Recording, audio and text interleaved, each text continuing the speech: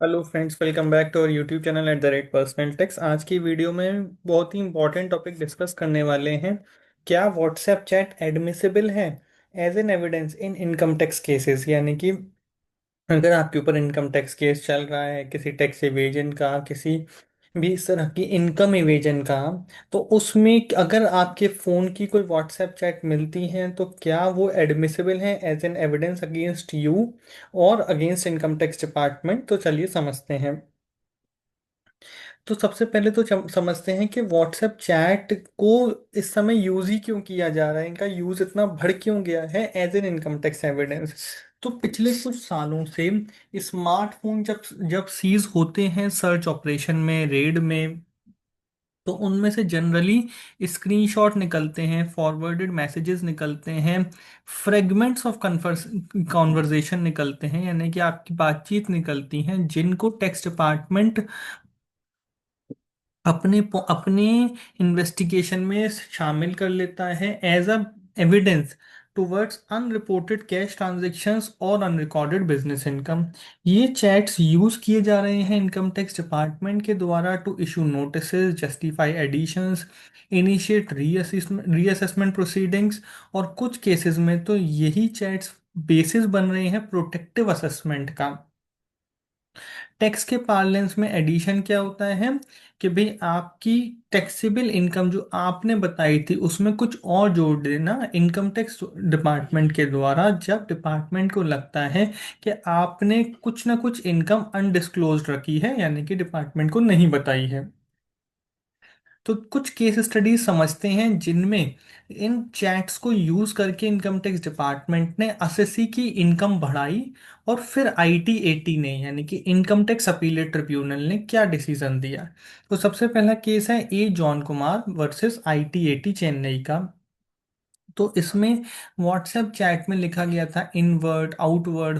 तो income tax department ने इन words को क्या इंटरप्रेट किया, इनवर्ड को पैसा आना, आउटवर्ड को पैसा जाना इंटरप्रेट किया, और एसएससी के ऊपर 17 करोड़ रुपए का अनएक्सप्लेन्ड एक्सपेंडिचर लीच किया, यानी कि इल्जाम लगाया कि इसने 17 करोड़ का अनएक्सप्लेन्ड एक्सपेंडिचर किया है, और इस बेसिस पर उसको 17 करोड़ की इनकम उसके अकाउंट में जोड़ दी, उसकी इनकम में जोड़ दिया। अब ट्रिब्यूनल ने क्या उसको माना? नहीं, ट्रिब्यूनल ने कहा ये कंप्लीटली स्पेक्यूलेटिव है, यानी कि आपने अपने अंदाजे से, अपने स्पेक्यूलेशन से इसको जोड़ा है, इसका कोई फॉरेंसिक वैलिडेशन नहीं है, तो इसलिए ये सारा का सारा एडिशन जो आपने 17 करोड़ का किया है इसको डिलीट किया जाता है। Case two, Nilesh Ramesh Toshniwal versus ITAT Mumbai. AO ने व्हाट्सएप कन्वर्जेशन, एक बिजनेसमैन और असेसी के बीच में व्हाट्सएप कन्वर्जेशन हुई जिसमें उसने पेंडिंग कैश पेमेंट 1 करोड़ का रेफर किया था। ये चैट उसे मिली थी थर्ड पार्टी से, ना कि एसएससी के फोन से। उसने इस 1 करोड़ की कैश पेमेंट के बेसिस पर एडिशन कर दिया उसकी इनकम में 1 करोड़ का। फिर उसके बाद जबकि थर्ड पार्टी अपने स्टेटमेंट से मुकर भी गई थी कि भाई ये जो 1 करोड़ का मैसेज है ये हमने दिया है, एसएससी को क्रॉस एग्जामिनेशन का मौका भी नहीं दिया गया। ट्रिब्यूनल ने क्या कहा? Third party chats can not be used without proof. तो थर्ड पार्टी की चैट को आप ऐसे ही एडमिसिबल नहीं कर सकते बिना किसी सबूत के। Case three, Neeru Dhiren Shah versus ITAT Mumbai.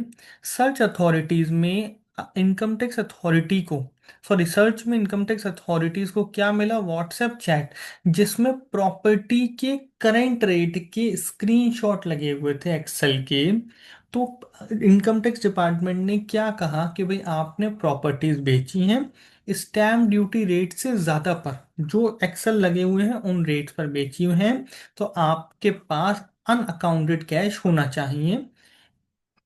तो इस बेसिस पर उसने उनके ऊपर इनकम टैक्स में एडिशंस कर दिए। ट्रिब्यूनल ने उन सारे एडिशंस को हटा करके बोला कि भाई इन चैट्स में कहीं पर भी मेंशन्ड नहीं है कि भाई ये प्रॉपर्टी बेची गई है या कोई पेमेंट डिटेल्स। साथ ही साथ property already stamp duty value से ज़्यादा पर बेची गई हैं, तो अंडर वैल्यूएशन थ्योरी नहीं बनती है। कोई कैश नहीं मिला तो आप अनअकाउंटेड कैश के बारे में भी बात नहीं कर सकते। And even the statement of buyer did not contain anything incriminating. तो इसका मतलब ये जो एडिशंस आपने किए हैं इनका कोई बेसिस नहीं है और इनको हम एक्सेप्ट नहीं कर सकते। तो क्या व्हाट्सएप चैट एविडेंस है इनकम टैक्स केसेस में? WhatsApp chat have become a common source of evidence in income tax investigation, लेकिन रीसेंट आईटीएटी रूलिंग, अभी हमने पीछे 3 आईटीएटी रूलिंग डिस्कस की, उसमें इंडिकेट करते हैं कि भाई उन मैसेजेस का एक इंडिपेंडेंट कॉरोबरेशन होना चाहिए, यानी कि कोई लिंकेज होना चाहिए उनको सही मानने के लिए, क्योंकि कोर्ट एम्फेसाइज करते हैं सॉलिड एविडेंस पर के लिए, ना कि सिर्फ और सिर्फ स्पेक्यूलेशन के लिए। तो चैट अकेली कोई भी लीगल एविडेंस नहीं है। They rarely hold as a valid legal evidence. As digital footprints become increasingly central to financial investigation, WhatsApp chat have quietly emerged as one of the most frequently cited form of evidence in income tax proceedings.